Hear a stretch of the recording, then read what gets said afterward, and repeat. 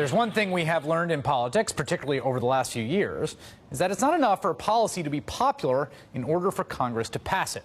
What you need is a billionaire on your side. Now, two academics have done a study of American politics and have come to this conclusion. We may be a democracy on paper that isn't what we have become in practice. What is this thing we call democracy? Do the buildings of the national capital give the answer? National structures exist in other nations, but democracy is not architecture. Democracy lives in the lives of our people. There are a few basic principles of democracy. One is that the will of the majority should determine what the government does, with some obvious restrictions. Today, that is not always the case. The will of the people has been tossed aside to make way for the will of an influential few. Here's an example. Last year, Senators Joe Manchin and Pat Toomey, a Democrat and a Republican, came up with legislation that would expand background checks and close loopholes in the current system.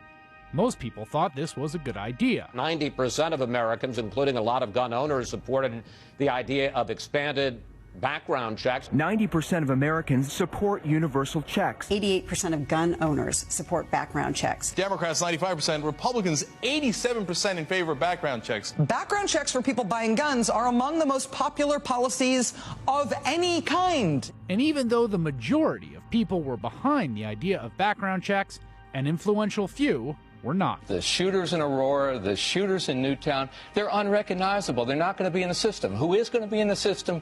You and me. Guess who won out in the end?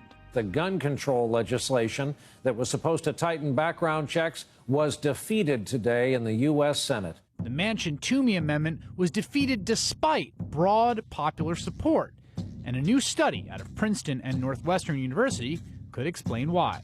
Two political scientists looked at almost 2,000 policy cases over 20 years, trying to answer some basic questions. Does public opinion translate into actual policy? And whose opinion matters? They found that average citizens' preferences have essentially zero estimated impact upon policy change. You heard that right.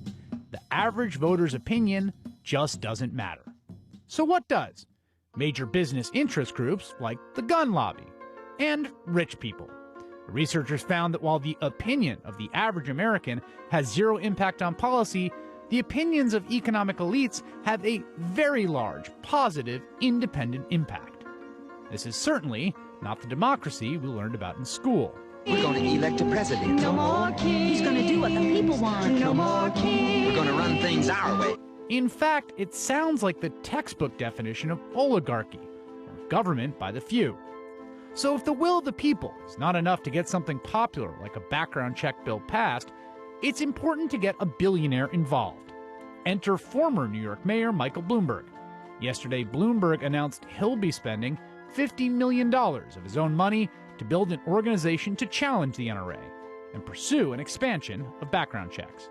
This is not a battle of dollars. This is a battle for the hearts and minds of America so that we can protect our children, protect innocent people. Because that's the way American politics works in 2014.